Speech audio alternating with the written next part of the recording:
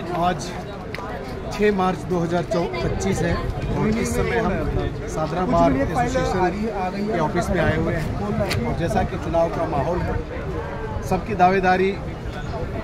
दावेदारी नोट करा दी है और 21 मार्च 2025 को इलेक्शन है और इस समय हम अवध प्रताप सिंह जी के साथ में हैं और इनसे हम कुछ जानना चाहेंगे।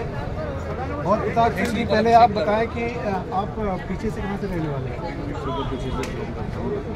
लखनऊ से बिलोंग करते हैं। दिल्ली में कब आए? दिल्ली में जन्म से ही यहाँ पर आपने स्कूलिंग से यहाँ पे लॉ कहाँ से किया था? मॉडर्न कॉलेज से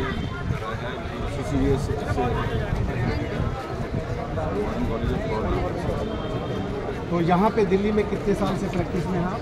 मैं लगभग यहाँ पर 14 साल से। Very good. जैसा कि आपने एडिशनल सेक्रेटरी के पद के लिए दावेदारी नोट कराई है, पिछली बार भी आपने चुनाव लड़ा था? जी, मैंने इसी पोस्ट के लिए पिछली बार भी लड़ा था और उससे 12 वोटों से गिराया गया था और लोगों का बहुत भरपूर प्यार मिला। सिर्फ 12 वोटों से मैं सौभाग्य। बहुत बढ़िया। तो सौभाग्य कि इस वक्त आपका चांस बनता है ताकि लोग बाग जानते हैं।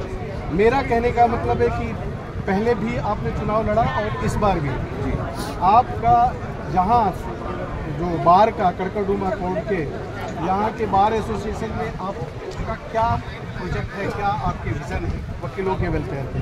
बहुत सारे विज़न है। उसके अंदर हमारी लाइब्रेरी है, उसके अंदर उसे आधुनिक बनाने के लिए कोशिश की जाएगी।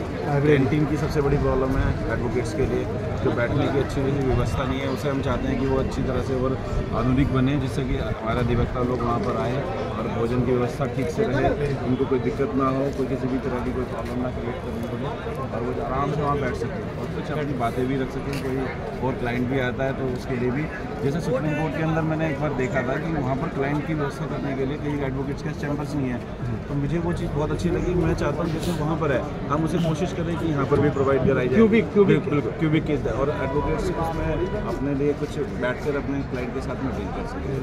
उसकी चीज़ें बहुत सारी ऐसी चीज़ें हैं जैसे किसी एडवोकेट अधिवक्ता को कुछ हो जाता है, उसके पीछे कुछ फैमिली होती है, हम चाहते हैं कि एक उसके लिए भी कुछ फंड्स इकट्ठा करा जाए, कोई एक ऐसी चीज़ें बनाई जाए जिसके थ्रू उसको वो फंड्स प्रोवाइड कराए। बहुत सही बात कहा, लेकिन आप फंड प्रोवाइड किए जाए पर आप उसके लिए कोई प्लानिंग है, लाओगे कहाँ पैसा, कहाँ से पैसा? उसी के लिए जब वहाँ जाएंगे कुछ न कुछ हम अपनी व्यवस्था करेंगे कि वकील भाइयों से अपनी मदद करें, सरकार के पास अपनी गुहार लगाएंगे कि भाई आप तो कर ही रहे हैं इंश्योरेंस के थ्रू, लेकिन इसके लिए भी हमारे को फंड्स यहाँ प्रोवाइड कराए, चाहे कैबिनेट सरकार कराए या दिल्ली सरकार कराए, हम उसके लिए गुहार जरूर लगाएंगे अपनी। इसी तरह से जो नया अधिवक्ता है, लॉ की डिग्री लेके आता है, इस प्रोफेशन में आता है, तो वैसे तो देखा जाए कि गाल पे तमाचा मार के लाल करके रखना पड़ता है, उसको सूट बूट और अपना जो वेल मेंटेन करके रहना पड़ता है, लेकिन उसको आर्थिक रूप का उसको परेशानियां होती है, उसके लिए क्या प्रोजेक्ट? यही चाहते हैं कि वो कम से कम जब 2 साल के लिए यहाँ पर रह रहा है, प्रैक्टिस में आ रहा है, तो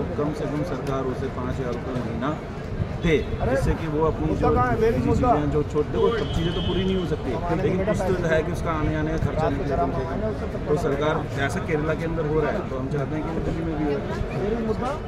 और अब आगे महिला, जो यहाँ पे महिला हमारी भाई बहन जो प्रैक्टिस करती है, उनके लिए क्या प्रोजेक्ट है आपके पास? क्या चीज़ यहाँ पे नहीं है, आप उसको करने का आपका प्रयास है? महिलाओं के लिए बहुत सारे ऐसे प्रोजेक्ट हैं कि वो आए, उनके सबसे पहले बैठने की व्यवस्था अच्छी रहे, जो उनके लिए स्पेशल बार पहले से बना है कि उसके अंदर और अच्छी तरह से वो बैठ सके, कुछ और कैंटीन के साथ जुड़ाव रहे, जिससे कि कुछ से कुछ खाने पीने को मिलना चाहिए, तो इसलिए उसमें आ जाए। और बाकी सुप्रीम कोर्ट ने अच्छा ही करा है, उनकी भागीदारी हमारे साथ। बिल्कुल, सुप्रीम कोर्ट ने जो लिया है 30% 33% का, वो एक सराहनीय कदम है।